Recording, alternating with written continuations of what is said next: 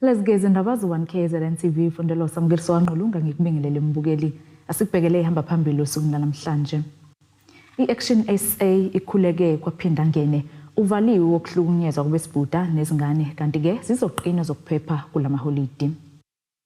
Uhlalo kweqembu lezepolitiki i-Action SA Ifundazweni KwaZulu-Natal uzwakele Mncwango uvakashele umntwana uZuzifa Buthelezi oyindodana kaMntwana uMangosuthu Buthelezi uzodinga idaka ezindaba zesiphakamiso saleli iqembu sokuba umasipala iTheku uqanjeke ngomntwana uMangosuthu Buthelezi.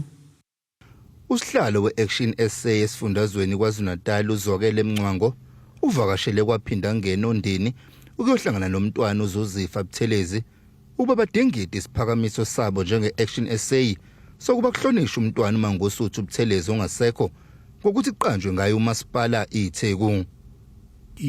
Into esisuse phansi kuza la ukuzokhuluma namashenge ngoba sizocela ibusiso zokuthi ngoba nje siqembu le-Action SA siphakamise umbono ukuhlonipha umntwana waphindangene ngomkhandlu weTheku. Ukubaleka kakhulu bekuthi umndeni ungasali ngemuva, singagcini sikhuluma ngomntwana kuma council meeting isidebate kodwa bona bengakaze bezwe kuthina abasusi bendaba. Umncwango wamukelwe ngezandla esifudumele Kwaphindangene kanti uthi uyathemba ukuthi amaqembu ezepolitiki azosamukela lesiphakamiso kwazisa umasipala iTheku yiwona masipala olingene amagalelo kaMntwana uMangosuthu Buthelezi njengoba kwenziwe nokudokotela uNelson Mandela kuqanjwa ngaye umasipala omkhulukazi eStern Cape iNelson Mandela Bay. Angisho mfaba ukuthi soqala masikhulume namaqembu ezepolitiki siwanxenxe lokhu kwanamhlanje buyisiqalo sokuthi ake size emndenini sokhuluma nawo njengamanje usinikile ibusiso okulandelayo sokuthi siye phambili ukukhuluma ngamaqembu ezepolitiki. Uma ubumlando waseSouth Africa ufuna ukubhaleka ngesathe elilodwa, ufuna ukubhaleka ngazi ukuthi abantu abambe iqhaza ukulwa nobandlululo abantu beqembu elithize kuphela. Yingakho i-Action SA isithe asukube nthina sikhulume ukuthi umntwana waphindangene naye uyakudeserve ukubhalwa emlandweni waseSouth Africa. Awungacishi umlando wakhe akukwazi uZulu-Natal ngoba uzokhumuleka ukuthi iTheku wona masipala omkhulu esifundazweni, awukho omunye omkhulu udlula waseThekwini. Uma ubheka imikhandla eminingi ibiziwe ngabaholi beqembu elibusayo, even nomasipala omkhulu eEastern Cape baqonda ukuthi uMadiba usuke eEastern Cape bazobiza umkhandlu okuwona omkhulu ngeMandela Bay Municipality. Umntwana uZuzifa Buthelezi nosanda kuqonga kusemthethweni esihlalweni sobukhosi bakwaphindangene uthi bayakuthokozela kakhulu okwenziwe i-Action SA ukubize kubona ukuzobazisa ngalesiphakamiso. Thina njengomndeni wakwaphindangene nami njengenhloko yaleli ikhaya nenkosi yakwabuthelezi sikuthokozele lokho ngoba sithe noma ikuphi okusuke kuchumisa uzobakhumbulele igama lomntwana nokubonga ikakhulukazi imisebenzi yakhe siyayikwemukele ngesandla ezifudumele ikakhulukazi ngoba yena umntwana ngokwakhe wayesho njalo wayesho ngaso sonke isikhathi ukuthi uma ukhuluma ngelegacy yakhe akafuni ukukhuluma ngayo isiqu sakhe, ufuna ukukhuluma ngomehluko awenzile kubantu. Kulendele ukuthi kube nempikiswano ngalesiphakamiso emkhandlweni iTheku oholwa yiqembu le-ANC ngokubambisana namaqembu amancane. Ezindabeni ze-1KZN TV kubikuthi abantu maphumulo olundi. Uvaleke ngemashi umkhankaso wesisuku eziyishumi-nesithupha zokuqwashisa ngesihlava sokuhlukunyezwa kwesifazane nezingane waminyaka yonke kusuka ngemhla zingama-25 kuLwezi uze kuphothulwe mhla ziyishumi kuZibandlela. Ungqongqoshe wabesifazane intsha kanye nabaphila ngokukhubazeka kuzolonke uDokotela Nkosazana Dlamini Zuma uthi-ke kumele kungayekwa ukuvikelwa kwabantu ngisho kusuphelile umkhankaso. Usho kanjena-ke ekwacaluza Mgungundlovu lapho-ke bebungaza khona. Yize sewuphuthuliwe umkhankaso wokulwa nesihlava sokuhlukunyezwa kwabesifazane nezingane i-16 Days of Activism for No Violence Against Women and Children, kepha ungqongqoshe wabesifazane intsha kanye nabantu abaphila ngokukhubazeka kuzwelonke uDr Nkosazana Dlamini Zuma uthi baqoqozela ukuthi abantu bavikelwe mihla yonke. uZuma usho kanje ngesikhathi ehambele kwacaluza eMgungundlovu. Okubalekileke la eSouth Africa thina sithi namhlanje sizoqala umkhankaso omusha 365 days ngoba sikwazi ukuthi abantu behlukunyezwa zonke insuku bebulawa zonke insuku sithina solinto 16 days kufuneka zonke insuku sazi ukuthi usuku lokuvikela abantu besifazane nezingane ingane zamantombazane njengezabafana kufuneka zifunde zibe namakhono khona zokwazi ukusebenza zizimele zingathi indoda must cha asiyeke leyo kufuneka nazo zisebenze zilethe zikwazi ukuziphilisa uma zishadile bakwazi ukuphilisa umndeni. Lo mcimbi uqale ngemashi ebibandakanya izinhlaka ezahlukene kanti undunankulu KwaZulu-Natal uNomusa Dube-Ncube unxusa ukungasulwa kwamacala. Asiyeke bakithi ukuthi siwasule amacala uma ngabe sesiwafakile asikiyeke lo mkhuba mubi kakhulu ngoba wenza ukuthi laba abayenza lokhu baqhubekele phambili ngoba bebona ukuthi asikho isijeziso abasitholayo nalaba ke esithola ukuthi bayaqhubeka nokuhlala ezindaweni abahlukumezwa kuzo ngoba umuntu ethi ngizodlani abantwana bami bazokwenza njani ngizohlalaphi asikiyeke lokho zikhona indawo zokukhosela esizakhayo njengohulumeni lapho ungakwazi ukuthi uye khona uphephele khona nabantwana bakho kukhona nje indawo ohlala up to 6 months ngesikhathi uselapho uyaqeqeshwa ngamakhono ukwazi ukuzimela ungalokhu uhlala ehlukumezweni kwesinye isikhathi umuntu uzophuma ngebhokisi ngenxa yalokhu kuhlukumezeka. Usihlalo wamakhosi eMgungundlovu uthi likhona iqhaza abalibambile njengendlu yomdabu. Nathi samakhosi sinenhlelo esinazo zokuthi siqwashise sifundise nabantu besilisa ngoba siyabona ngala ukuthi abantu besifazane bona kuba khona lemkhosi yomhlanga nezinye izinto so nathi ke sabaholi bomdabu sesiyiqalile inhlelo ezinye kukhona nebaya zamadoda kuningi nje nathi ukuze nangala abantu besilisa nabo bafundiseke ukuze ilento sizama ukuyinqanda ngayo yonke indlela. Ezindabeni ze1KZN TV nguAyanda Dube ngikwaqaluza eMgungundlovu. Unobhala weqembu lika-ANC esifundazweni KwaZulu-Natal ubheke imtolo ukhuthaze kumphakathi wasebhobhoyi kuWard 23 ukuthi ke uphume ngobuningi ukuyovota ngokhetho lokuchibiyela oluzobanjwa ngoLwesihlanu kule wadi. Lolu khetho ke lokuchibiyela luza emva kokudlula emhlabeni kwekhansela umfana Fikile Mqosini owaxinwa ke ukugula isikhashana washona. Umtolo ke uthi ke bengukhongolose bazoqhubeka nokuhlinzeka umphakathi ngesidingo nqangi. Unobhala weqembu likakhongolose esifundazweni uthi bayazigqaja ukuthi bazozidlela amahlandla kukhetho lokuchibiyela oluzobanjwa ngoLwesithathu kuWard 23 eBhobhoyi ogunyatheni seningizimu nesifundazwe. Umtolo kusho lokhu ngesikhathi kubanjwa isiyayinqoba rally kuyona le ward. Uthi amanye amaqembu afoleswe ngabantu okungebona bakule ward futhi abanuka pho amacala obugebengu. Siyakholelwa ukuthi iANC izonqoba ngabalengiso la ngoba vele iwadi iANC kodwa ke siyakholelwa ukuthi sinqoba ngamalengiso ngoba njengoba sifile ukuthi namanye ama-parties acontestayo la enye party contesting ngomuntu ongahlali la enye party contesting ngomunye oyi-former rapist obuya ku-18 years o-rape abantu besifazane kuyakubona nje ukuthi bazama ngawo konke okusemandleni kodwa kukhulu ukuthi abangakwenza uluthini sicabanga ukuthi lesi sizinda se-ANC iqhuba uthi isigungu esiphezulu kwisifundo iTolomane Miyayiza isiwubumbe kakhulu umbutho kaKhongolose. I-region yaseTolomane Miyayiza uGood District isikhombisile ukuthi isinda se-ANC.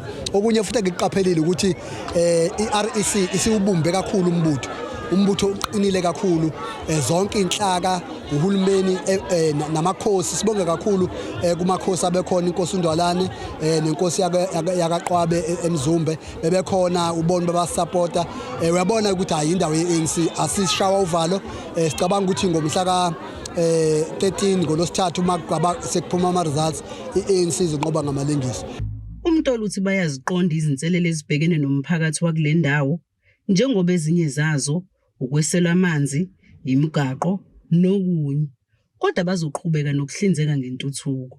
Siyaqonda inselelo njengobonile bangikhuluma lapha ngishilo ukuthi noba sikholela ukuthi sikhona okuningi esikwenzile umzekelo ukwakha imigwaqo ngakukhumbula ngaye ngeza la ngo2016 ikhansela lali kade lizokhethwa la umini wayezohlalisa umhlangano lo mgaqo ongena la ePopo awudaka imoto zami zabhajwa kodwa uyabona ngoba usuyithiyela uyabona ukuthi ingqala zinto eningi yakhiwe amanzi afakiwe kuyamhluva kakhulu kodwa izikolo sidumile silungisile siuhulumeni kaKhongolose, kodwa futhi siyakholela ukuthi kusekuningi inselelo afuna abantu babhekane nazo, inselelo zobugebengu, inselelo zokuthi abantu balana abaningi funa sibakhele izindlu, ukuthi futhi siqhubeke sezisho ukuthi amanzi aphuma 24 hours amanzi abanayo. Ezindabeni ze1KZN TV kube kuzamando sicele ngisebhobhoyi. Ungqongqoshe wamaphoyisa kuleli ubheka icela uthi ke kusukela kuleli iviki sizokwanda kakhulu kwesibalo samaphoyisa abonakalayo emphakathini kakhulukazi ezindaweni ezizinda zobugebengu. Ucele kusho lokhu kusithangamisa bezindaba besibanjwe ePitoli bekuhlosuke ngaso ukucacisa kabanzi ngezihlelo zokusebenza njengoba ke kuyisikhathi sokuphela konyaka. Njengoba sekuyisikhathi sokuphela konyaka, kuyisikhathi la kubonakala khona izinga lobugebengu omhlobonhlobo bunyuka. Ungqongqoshe wamaphoyisa uthi bakulungela ukubhekana nabo. The SAPS Recruitment Office successfully proceeds 600,000 of these applications and embarked on the rigorous recruitment drive. We are now in the second phase of enlisting 10,000 police officers who will be graduating from various police stations academics throughout the country in the coming week, to be more exact, from the 13th to the 15th next week. This means there will be 10,000 more boots on the ground come the 15th of December, when the last passing out parade takes place in Tshwane. Police trainees have been, for the past months, stationed at police academies across the country. Ucele uthi umkhankaso wabo obuzwa ngo-Operation Shanela uyawenza umehluko wokulwisana nobugebengu. In the past 6 months, these highly density operations have resulted in the arrest of 259,793 suspects. 259,793 suspects for various crimes across the country. The chunk of the arrest took place in the provinces of the Western Cape with 64,171 suspects, followed by Gauteng with 48,917 arrests, while SAPS in KZN arrested 37,769 in the past 6 months. We have also confiscated firearms, over 3,200 firearms, including 2,500 handguns and 300 rifles, have been taken off the streets through Operation Shanela. Izolo bekuphela isikhathi somkhankaso obizwa nge-16 days of activism against women and children abuse. Ungqongqoshe usiyabakhathaza ukubona kunyuka amacala ahlobene nokuhlukumeza. Since the beginning of this financial year, ladies and gentlemen, the SAPS have secured 247 life imprisonment sentences for more than 187 accused GBVF crimes. During the same period, 193 accused were sentenced to 20 years and above imprisonment for GBVF-related crimes. A total of 57 serial rapists were sentenced to the collective 1,674 years imprisonment. Kudebo Sibisi, wezindaba ze1KZN TV, kuJanet 261, ngiseThekwini. Asike sithi shelele eyitolo sokusiqhubeka nazo indaba zethu.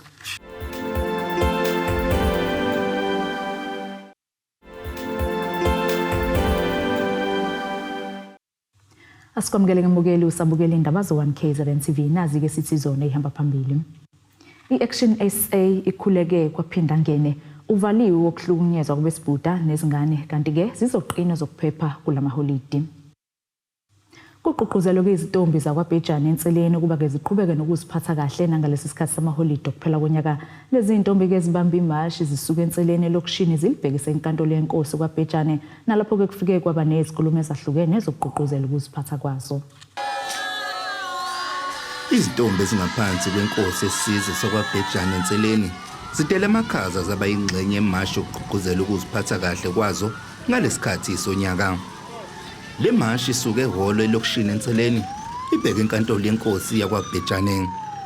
Izimbali zezwe zilithakasele kakhulu losuku zanxusa noza kwabo kuba bahlale besigcinile ngaso sonke isikhathi baphinde bagweme uphuzo oludakayo. ziningi ingqinamba ihlangabezana zendleleni kodwa siyakwazi ukuyigcina asikwazi futhi ukukhohlisa ziningi into esingakhohlisa ngazo izintombi kodwa sibonga ukuthi siyakwazi ukuyiphatha asithathe ngento engekho right siyakwazi namhlanje umcimbi ukhona sikhona futhi nathi sibonga nje kakhulu noma sezongena ifestive kuningi okuzokwenzeka futhi siyathatha njalo singamantombazane kodwa bengathanda misengane nje zonke siphethe izintombi asiphathe kahle bafethu ifestive into efikayo futhi edlulayo so mathanda lahla umntombi yakho manje ngoba kuyifestive kuyafana next day zobusuyisolo ukuthi lahla umntombi ngosuku oluyi1 kumnandi ukuyigcina and futhi kubalekile ukuthi umuntu oyintombazane noma umuntu wesifazane osakhula akwazi ukuthi ayigcine akwazi ukuthi ahlale ngentombi into ebalekile nje leyo ngoba iyakwazi ukuthi igcine abantu besifazane beqoqekile nanokuthi bekwazi ukuthi beyiqoqe kanjalo nomama okuyibona ababhekelela ukuziphatha kwalezi intombi bathi kubalekile ukuthi ngaso sonke isikhathi baqhuquzela izimbali zezwe ukuba siqhubeke nokuziphatha kahle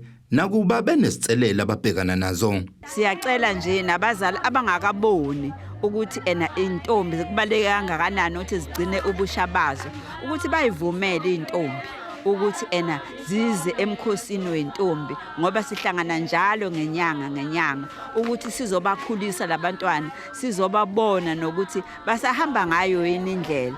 Into eyinkinga baba nakho ukuthi bebe nakho ukuphuza bephume esandleni sethu nje kuyasiputshuka njengamanzi but mase beputshukile sibabuyise abaputshukayo kodwa mangabe beqhubeka nokuthi nje behloniphe nomntombi babo nje sizo awada abantwana bethu abamatshitshi besamba nabo unyaka wonke sikhempa so kunjengasesikoleni namhlanje ukuthi umuntu uvuna kutshalile sizobanikeza ama-award abo onyaka wonke ukuthi beyiphethe besaqhubeka beyiphethe. Lo mcimbi obengokusonga unyaka kuzintombi intoza kwaBhejane ubuwesekwe nawumasipala omhlathuze nawo ogqugquzela ukuziphatha kwezitombi kanjalo nakwabesilisa. Umuntu engajabuli kahle akuphelele uma ngabe ukuthi sikhulisa lezi ingane zamantombazane kuphela. Ngibona ukuthi kubalulekile ukuthi nengxenye yabafana kube khona uhlelo lokukhulisa abafana ngendlela okukhuliswa ngayo amantombazane. Ngalesikhathi sonyaka ezinye zezitombi ziyazilahlekela umntombi siphinde sihlukumezeke ngenxa yophuzo oludakayo. Izintombi lapha ziphinde zahlonishwa ngezitifiketi zokushaya isikhathi zisasigcinile. Ezindabeni ze-1KZN TV kubikuthi abantu maphumulo enseleni. Uheheke abasubathi abaningi umjaho waqanjwa ngenqalabutho enkululeko kuleli nowabeke ngumengameli wokuqala wentando yeningi uTata Nelson Mandela. Lo mjaho obizwa ngeNelson Mandela Marathon ukhuzeke ibuya kulonyaka njengoba ke wawumiswe ukhuvethe kanye nezingqinamba zangaphakathi ngonyaka wedlule ubanjoke ngempela sonto usuke eHilton oyophelela keNelson Mandela Capture Site. Ukhuze ibuya umjaho owaqanjwa ngutata uNelson Mandela obizwa ngeNelson Mandela Marathon. Abasubathi abebeyingxenye yalomjaho bakuthakasele kakhulu ukuthi umjaho usukele eHilton. Ongokudabuka elisuthu okungiyena ophume phambili kwabesilisa uthi isimo sezulu sibe sihle kakhulu. Iroute isa right yona.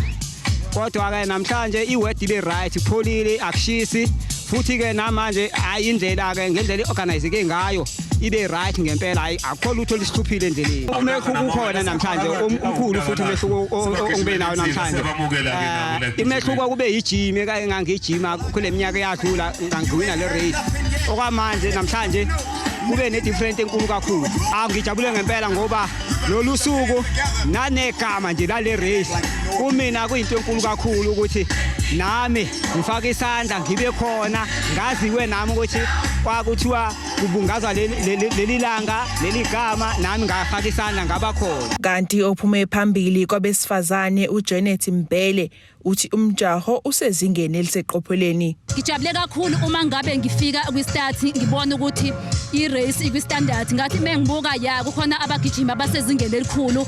Ngijabule kakhulu uma ngabe bekhona ngoba kona ke inhlelo zethu bezingekho kule race lena kodwa sithe uma ngabe sibona iphuma kwathiwa ngempela i-race khona wathi coach kulungile angigijime kona inhlelo zethu sesilungisela unyaka ozayo manje. Obambe njengongqongqoshe eminyangweni wamaciko nezemidlalo kwaZulu-Natal uSipho Hlomuka uthi lo mjaho uzuzisa ngokuningi okubalwa ukuzivocavoca kanye nokuthuthukisa umnotho. Mandela Marathon oqala ukukhuthaza abantu bakithi ukuthi aba-exercise babe fit ngoba siyazi ukuthi uma be-exerciseile be-fit impilo izoba yinde ngoba izifo eziningi azingeni uma kubazi abantu benza ukuthi ba-exercise.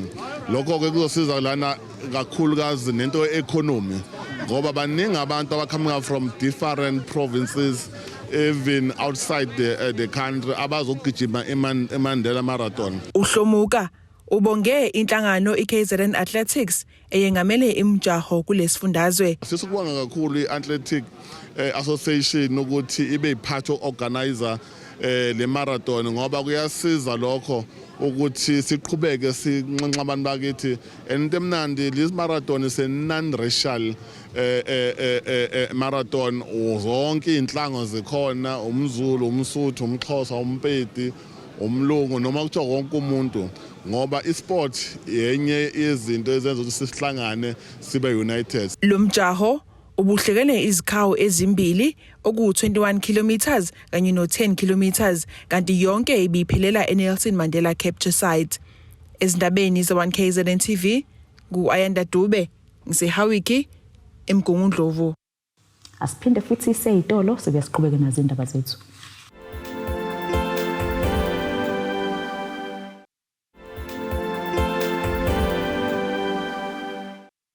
Asiphinde-ke sikwamukele mbukeli ubusabukele zona indaba ze-1 KZN TV nazi-ke obekuyizona ebeyihamba phambili. I-Action SA Ikhuleke Kwaphindangene uvaliwe wokuhlukunyezwa kwabesibhuda nezingane kanti-ke Zizoqina Ezokuphepha Kulamaholidi. Ake sibheke ngengosini yezomnotho.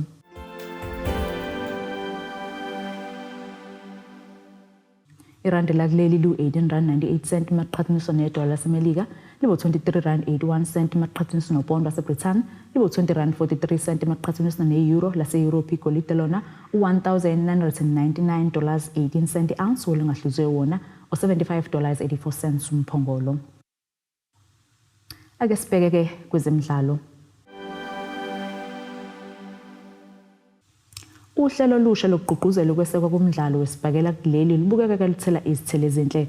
Uhlula Dladla ungomunye kwabagqugquzeli bemiqhudelwano yesibhakela uthi-ke kuba nemiqhudelwano yosaziwayo uma kunezimpi zesibhakela kubukeka kubuyisa ukwesekwa okukhulu kulomdlalo obusuwehlelwe izinga lokwesekwa. Ubekhuluma-ke ngesikhathi kuqhubeka impi yokunandisa phakathi komculi uBig Zulu kanye nosomabhizinisi uPhumla ngesikhathi-ke kunomqhudelwano wesibhakela eThekwini ngempelasonto.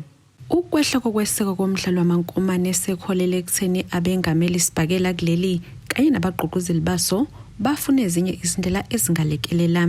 Enye yazo ukuba nezimpi zosaziwayo ngesikhathi kuqhubeka imiqhudelwano yalomdlalo. Sibuke ukuthi akube nezimpi ezintsha esizoqala sithathe ama-celebrities siwasondeze kakhulu kwi-sport of boxing. Njengamanje sibabonile oBig Zulu benonjilo belwa kodwa okuqalayo kakhulu ukuthi kwenzeke ukuthi manje sesizama ukuthi sisondeze kakhulu ama-celebrity kuze kuzokwazeka ukuthi avuselele lolo gqozu nothando lesibhakela entsheni. Esibhekile njengamanje sesifisa ukuthi uma kwenzeka zonke izinto zivuma sisafisa uku-approacha uKhuzani sim-approache kanye negcoka ama-Elisha ke sibadedele bengene eringini besibona ukuthi ubani ozongcono uzophumelela phakathi kwabo. Sithi siyabonga nje kakhulu ukwesekwa lo mcimbi lona uvula amasango eKZN ukuthi isibhakela silandelwe intsha ikwazi ukuhlanganisa i-entertainment kanye nesibhakela. Isibhakela singeminye imidlalo ebithandwa ngeminyaka eyidlule kepha muva nje kakusenjalo. Ngempelasonto eThekwini kuqhuthane amazenze umculo wakuleli owaziwa ngelika Big Zulu kanye nosomabhizinisi waseMgungundlovu uPhumla empini ebengundabuze kwayo nobekuhloswe ngayo ukuheha abantu kulolu hlobo lomdlalo. Unjilo uphole kanje ngemuva kokunqoba. I knew exactly how I was going to come out. I knew he was going to come out with that right hand. I knew he was going to keep hunting. He doesn't have any other punch beside that right hand. And everything that we had planned, I was able to execute. I think the next fight that I want to see happening is myself and Casper Nyovest. I think he's closer to my weight division. And I think he's a more skillful boxer than Big Zulu. So I think me and him will be able to give the fans a great show. Abalandeli balaba bobabili baphume ngobuningi ukuzobabuka bezwana amandla. uZulu uhambe engenemi nokhonge imphumela. Amphikisani ngokuthi uwinile ne. Udrowa ama-punches amaningi most yawo bengangeni. Uyazi naye bengangeni bephelele ezandleni. Ukubamba inyawo lomuntu more than 5 times inyawo now straight.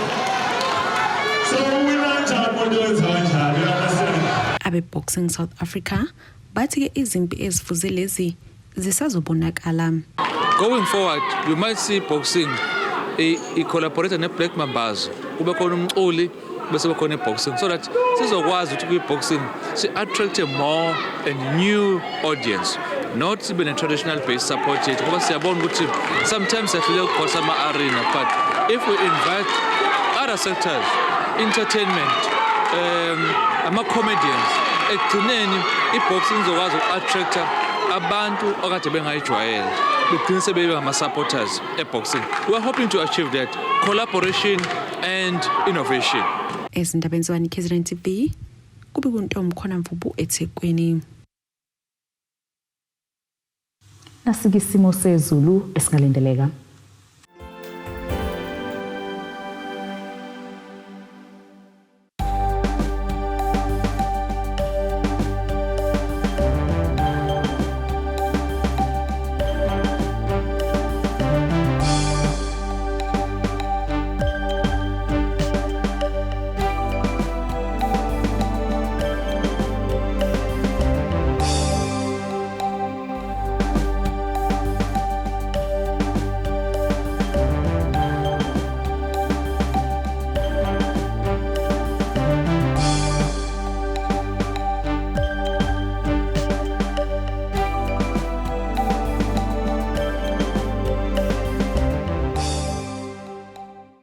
Bukeleke siyaguqa wesikuphathele zona usuku namhlanje. Mina nawe ke sohlangana kusasa futhi ngasesikhathi esifanayo. Usale kahle. Abethuli bethu bezindaba baxhaswe iThulis Bayview Bridal. Ungabashayela kulezi zinombolo ezivelile.